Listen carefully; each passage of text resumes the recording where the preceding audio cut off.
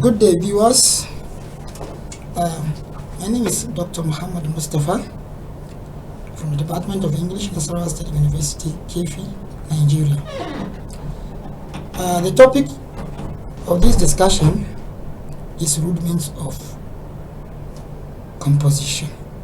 That is under the GST111 titled Communication in English 1, a 2-credit unit course. As you all know, there are 6 of us for this course because it's divided into 6 groups. So the area I'll be handling is under the rudiments of composition, as earlier said. Now, this area covers the basic principles and necessary skills in learning how to write a good composition. In developing any aspect of composition, the following rudiments of composition should be borne in mind for a successful composition to be achieved. These are outline, paragraphing, collection and organization of materials, and logical presentation of ideas. Let us take a look at each of these in some details. Outline now. Outline literally projects different meanings to different contexts. However, one of the meanings suggests outline as a preliminary plan for a project. It is this meaning that is being adopted here to hinge our discussion of outline as part of principles or basic skills needed in developing any piece of composition. Therefore, outline is like a sketch of the whole ideas one intends to present. Outline is any given guide or plan or points of the main work developed by the writer or speaker prior to development of the complete work, which is then used to develop the full work. It is important to note that outline is a pre-writing stage in which ideas are being sketched or pinpointed with the aim of developing them fully during the writing stage. In any form of composition, be it letter writing, essay writing, speech writing, reports, or even longer constructions, longer compositions like projects, that's the long essay, master's thesis, or PhD, thesis as well. You are supposed to start with what we call outline development. You can't just delve into the writing straight without developing the outline, which is usually done at the pre-writing stage. Remember we said pre is before, while post after. So before delving into any writing, begin with the outline. Identify the ideas you would wish to develop in the main work. Highlight them, and then by the time you begin the writing properly, you'll be picking them one after the other. That way, you achieve success in any kind of composition. Talking about the types of outline, because if need be, we can divide outline into 2. We can divide it into 2. That is written and unwritten outline. So the written outline is that form that you sketch, you make a sketch, just a brief sketch of the main ideas in writing, while the unwritten one is just thinking it in the head, planning it in your mind. So you can develop your outline by writing, or you just plan it in your head. Some people are very good in memorizing. They can plan a whole book, or they memorize a whole book. So such a category of people could decide to just plan the outline in the head without necessarily putting it down. So by the time they are writing properly, they will now be picking it one after the other, whether in writing or from the store of what you have in your memory. Like for example, some lecturers, like a lecture situation now. Some lecturers come with a fully developed note, and as they read, they pause a bit and explain. Then others come with just a sketch, that is an outline now. They'll be looking at the outline point by point while developing it. Yet others come empty-handed to the class. And that doesn't mean they don't have the plan in their head. And now you should also note that none of these methods is geared at it's based on personal conviction and personal style. Everybody adopts what he fits or he thinks is best for him. Now, that is outline for you. Let me ask this simple question. Sometimes you begin to wonder, is outline synonymous to summary? Well, the bold answer could be no. Well, technically we may begin to think, yeah, in outline we are identifying the main ideas you want to develop later. Then in summary, you may be doing almost the same thing. But no, one is pre, that is outline. The other is post. You cannot summarize out of emptiness. While you're summarizing a work, it must have been well developed either by you or by any other person else. But in outline, you are preparing the outline to help you develop the work. So there are two different things. Now, let's go to the next topic or next segment of this topic, that is collection and organization of materials. So collection and organization of materials is usually done at the pre-writing stage. This is where the writer sources for what to write, how to write, and for whom to write. It is therefore safe to say that collection and organization of materials for a given piece is often determined by the content and context of the task at hand. This is to say, a given topic and perhaps context of delivery will readily shape what type of materials or ideas to source and develop. For example, a speech to be delivered at a primary school for primary school pupils on the need to be punctual in school will definitely demand that, aside the materials being sourced, that is, the ideas being used in the speech now, the medium of communication, that is language now, will have to be apt for the given audience as well. That is what is meant by collection and organization of materials. And it is because one thinks of what to write, source for it, either from the library or from one's thinking faculty or from the field work, then organizes how to compose the sourced materials and for what kind of audience is one writing. All this will be guided by the topic and context of the discourse. Note also that this is done at the writing stage, like earlier said. While one is making his outline, that is what one is doing is at the same time making the outline and then collecting the material. Now, the next segment of this topic is paragraphing. Paragraph is defined in many ways. According to Merriam-Webster's Dictionary of Current English, the online version, paragraph is defined as a subdivision of a written composition that consists of one or more sentences, deals with one point or gives the words of one speaker, and begins on a new, usually indented line.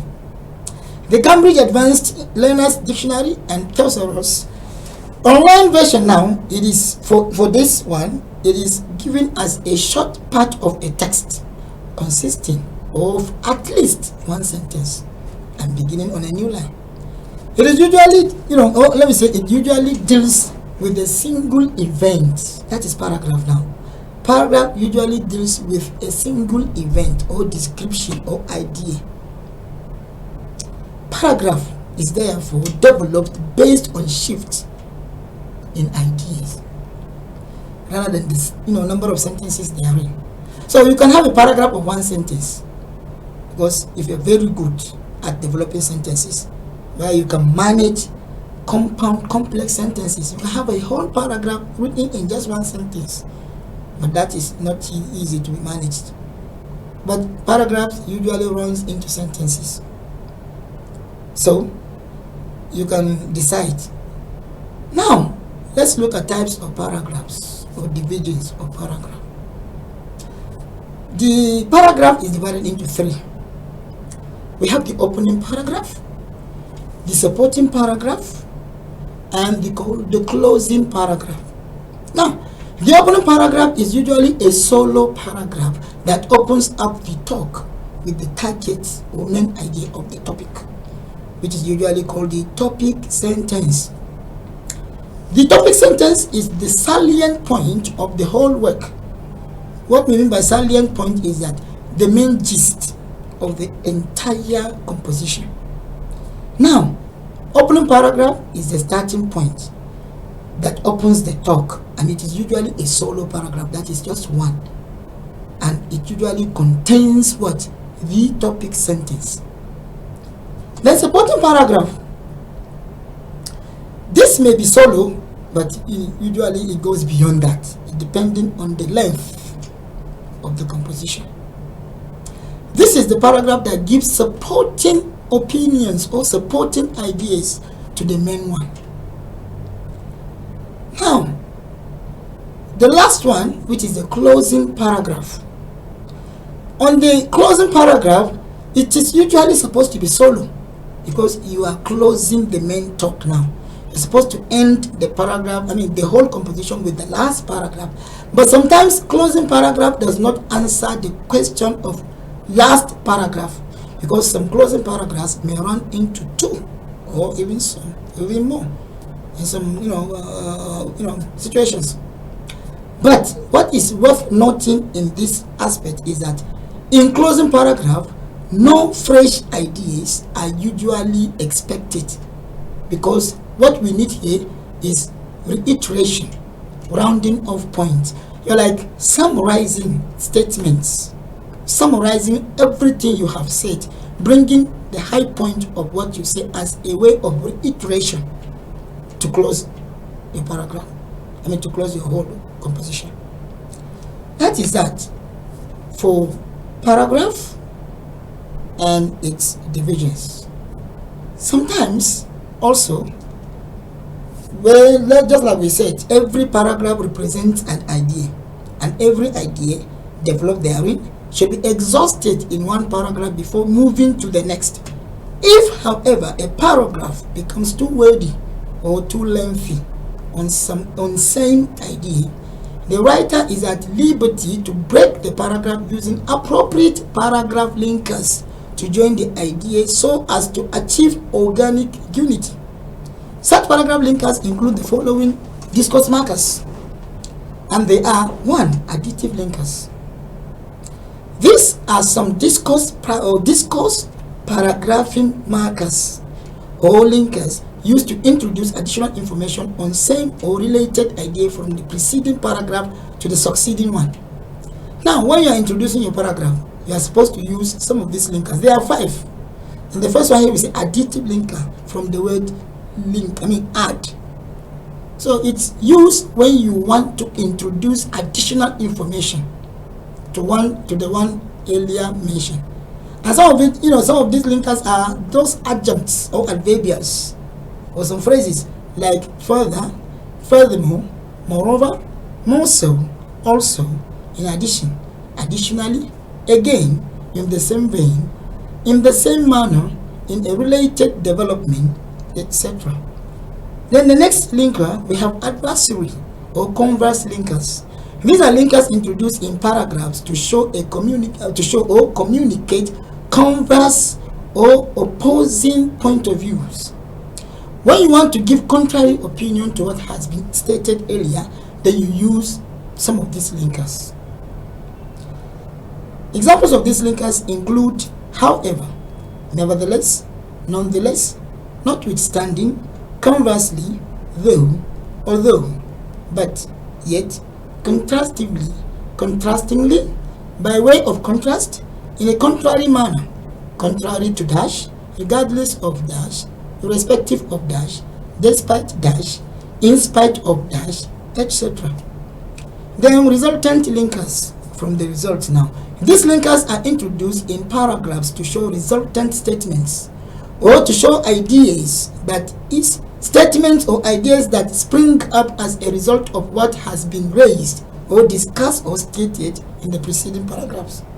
Examples of these linkers include consequently, subsequently, thereafter, therefore, so, hence, to this or to that end.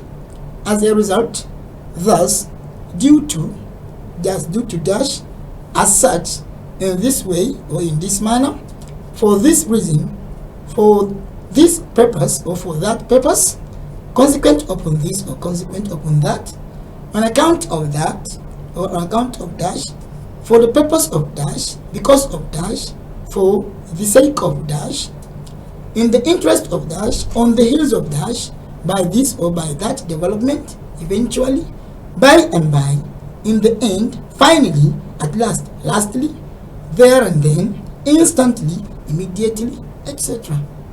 These are the linkers you use when you want to introduce resultant statement that spring up as a result of what has been said. Then temporal linkers. This is time bound now, time linkers now. These are markers or linkers used to show the fact that at the time something is being spoken about, something else is being or will be considered. The term temporal here is a time marker. Examples of these linkers include the following.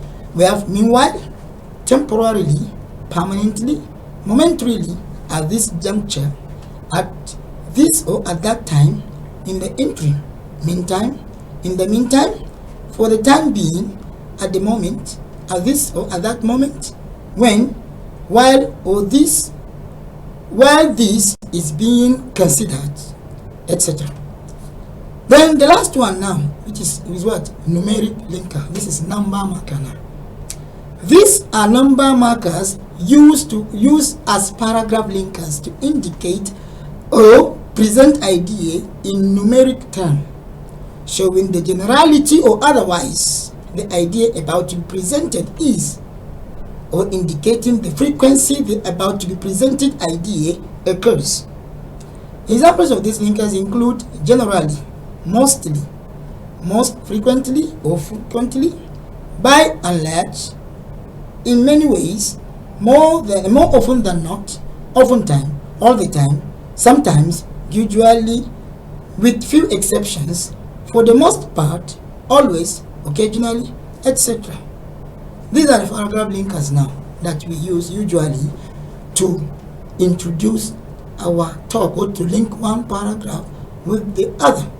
Sometimes we do mix up some of these things, which is essential that we pay attention to their uses so that we know which type they belong to and we know how to use them appropriately. The last segment of this topic of this area is logical presentation of idea. Now, logical presentation of ideas works hand in hand with paragraphing. This is a writing stage part now where ideas being pinpointed are now fully developed in logical manner, paragraph by paragraph. Careful organization of materials helps a lot in logical presentation of ideas. It is worth noting here that presentation of ideas in writing or speech usually follows logical chronology. This is because ideas are not just presented haphazardly. In any piece of we said this is because ideas are not presented haphazardly in any piece of composition. They are tuned down in paragraphs, and even so, they are presented in logical order, such that the important the idea, the pride of place it receives in that chronology. One does not just begin a formal letter seeking for permission to be away, for example, with something like the following. I would be grateful if my request is granted as a starting point. Then you now say, I write to seek for permission to travel home so as to attend my sister's wedding. What are you doing? Starting with the last paragraph. The first one you are stating is supposed to form the closing paragraph.